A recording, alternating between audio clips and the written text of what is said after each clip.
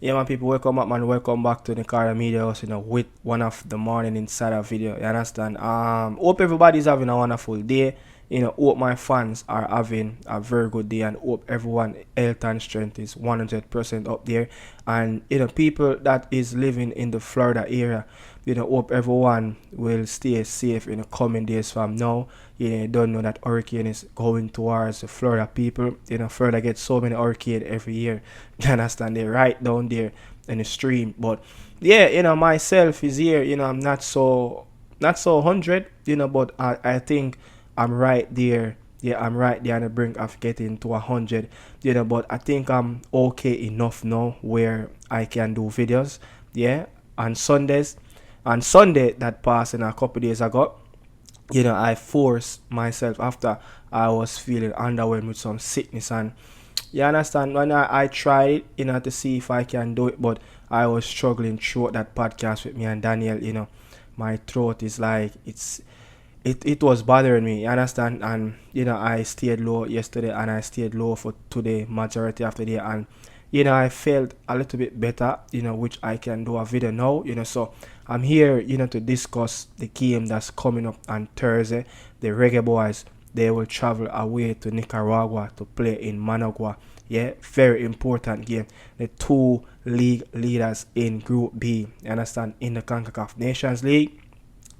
But how I do my thing. Look, we understand, a lot of a lot of news swirling around with certain players, you understand, but I'm here to focus on the game. I'm here to focus on Jamaica. Yeah, I'm here to focus on the reggaeboyz as well.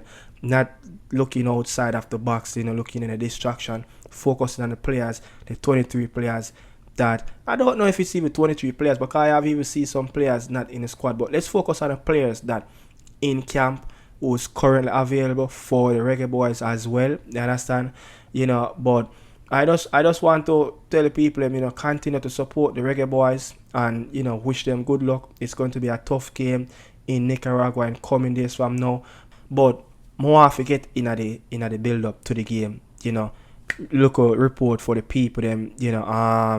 We are going to play Nicaragua. It's going to be a tough game. Nicaragua have named a 24-man squad, and guess what? There's a big name is in the squad again. His name goes by Byron Bonilla. This was a player that last year around this time in the October window as well, he sent in he have said that he have retired from international football because of personal issues, because of Marco Antonio Figueroa, the Chilean coach, the current coach now is coaching Nicaragua, and now big news, he have got selected in the national team back again. So Jamaica have a problem with them have to deal with. Yeah, this is the marquee player. Yeah, this is a player that was playing in Costa Rica for I think around 2 to 3 different clubs. Now back in Nicaraguan, playing locally for Real Esteli, one of the powerhouse in Nicaraguan club football. So this team, look, it might not be the team that you're talking about qualities. They have around 3 players that playing out there in Europe. Yeah, they have I name them. Jacob. Montes is playing in the second tier in Belgium. You have Jamie Moreno and Miguel Rodriguez, the goalkeeper and the striker. They have playing in Finland in the first tier, the Finnish Premier League. You understand? Different from that, they have a couple of players that playing in Costa Rica. Yeah, a couple of players playing in Costa Rica, and that's it. They don't have much qualities, outside of Nicaragua. But what you can expect, this team have been together for the last couple of years. The coach, the Chilean coach Marco Antonio Figueroa, is a very good coach, but he have some issues that he have been dealing with, over the last 2 years since he has appointed as the man that's leading the charge for this national team. You understand? And when he named the squad, there's one main issue that he came out and talk about, and this is what Figueroa have to say to the fans of Nicaraguan and the media that's covering Nicaraguan football. This is the problem and this is the struggle that I am dealing with. Listen to what the Nicaraguan coach have to say about, the players and his squad. October is going to be very important, but these games saw that people understand us. We have players who were injured because we cannot do anything when we make a call because the clubs sometimes do not have the possibilities of having reports. Sometimes they do send them, sometimes they would not love if it would have that connections off these types of thing, or like Acevedo. I couldn't play because I had a sprained ankle. It was precaution about Barrera. The first game I played very little. The second game he had to leave because he was still injured, and they are very important players for me, for the system, for the way we play, for the time we have been together. That is why you see a few new players, because this is not house. We have TR days. You have to understand that we have 3 days to work, and in 3 days nothing is done the first day. Everyone arrives later after the games, and it is very difficult to work on the field. Only on the second day can we move a little. On the third we already travel and play, so sometimes it is very complicated, and I want to explain a little bit why it is difficult.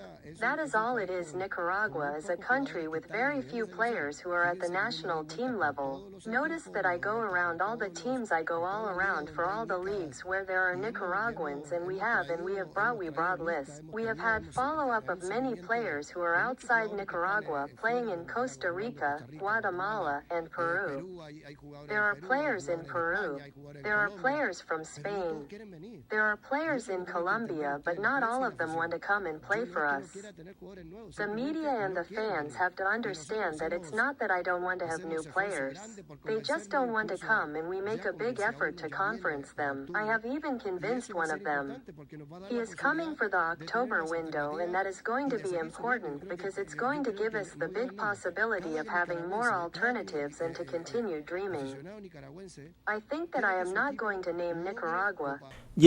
So you could see that he's dealing with some issues, but he went on and also said, look, it's a very good squad, he's okay with the squad, but the fans and the media, he has to address that situation as well. But look, Nicaragua is a team, they have missed the last 2 Gold Cups. They have missed the last 2 Gold Cups. The last Gold Cup, they got disqualified because of their use an ineligible player, and that's all. I think Trinidad got into the Gold Cup in our zone. We supposed to add them in our zone in the Gold Cup last summer. You understand? The Gold Cup before that, they did not qualify, for they missed the 2 last major tournaments in this region. But when you look at their football from the up around 2 to 5 years ago, look at it now, they're rising. And the last 2 games, against French Guiana, against Cuba, and they unbeaten in their last 2 games, and they right up there with the reggaeboyz, looking to get over the hurdles, and they're trying to get out of the zone. They're trying to get an automatically qualifying spot into the Gold Cup as well. So these are the things that surrounding the Nicaraguan team. And the next thing, the players that played or start in the last game against Cuba, all of those players are in the squad right now, currently. And when you look in the squad of the 24 players that in the Nicaraguan squad, these players are racking up numbers. These players are currently fit. These players are healthy. Yeah? And the next thing, we're going to play on an artificial turf. Majority of the main fields that most of these players are coming from, Managua, the Real Estelí, the clubs in Nicaragua, they have playing an artificial turf. And this is the next thing that we're going to have to be doing. Our players, the reggaeboyz players, are currently not 100%. Not all of them are 100%. When you look at our attacking players, Mikel Antonio, is playing consistently for West Ham. This is probably one of the best start of Mikel Antonio career since he's playing at West Ham in terms of no injury, no niggling. He's 100%. He looks strong. He looks fit. He ready to go. Yes, a few games if he feel it, he fake off a little bit tired because he's a 34-year-old traveling to Central America and travel back to London. It's a big gap. The time span, the hours of traveling back and forth, it's going to take a toll on a 34-year-old body. So when you look on Norman Campbell, a player that picked up a knock, I don't even know if Norman Campbell is in the squad. I don't see him. All the videos that I saw on the JFF, Instagram page. I don't see Norman Campbell. He picked up an injury as well for his club team. He came off in that game. Demari Gray, I've only played I think around 2 games. He started in one of the cup games for Al Ettifaq. They played 5 games after the international window, and he just managed to get probably around, I would say, probably 80 minutes out of those 5 games. That's over 450 minutes I've played. His club team have played, and he ever played 100 minutes. So where his fitness level is at. Yeah, Casey Palmer. Joel Latibodier. Where is the fitness level? Those 2 players struggled over the last couple of weeks in terms of fatigue and discomfort in their muscle. They managed to be rotated in and out of the squad. Where is their match sharp? Is they 100% ready?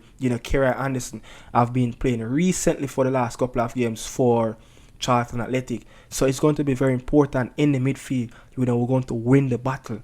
Tyrek McGee, the best of him, health-wise, fitness-wise, playing consistently minutes. Yeah.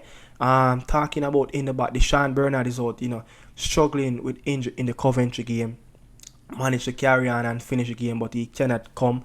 Ethan Pinnock is probably one of our healthiest defender in terms of center half. Ethan Pinnock is probably one of the healthiest player that we have. Top quality that you're talking about is looking to start in the next game as well. Against Nicaragua. Player like Tavon Gray have been constantly playing for New York NYFC as a wing back. Dexter Lemekisa, not managed to rack up enough minutes, but fitness wise he should be there, but match sharpness, is it 100%? Greg Lay, all of the players that coming from the EFL, the EFL Championship and League One, they have been struggling, in terms of getting consistent minutes because of fatigue. You understand? So things like this we're going to have to be dealing with. The Nicaraguan squad, as I said, it's a well put together squad, even though Marco have said that, look, these players are not up to the standard of where Nicaraguan players should be at. He's a Chilean international. You know where you should be on a level of where his national team should be. So he's going to set high standards, of the Nicaraguan national team. But again, it's very important, we go into this game and do not concede early. The fans will be right on top of the game.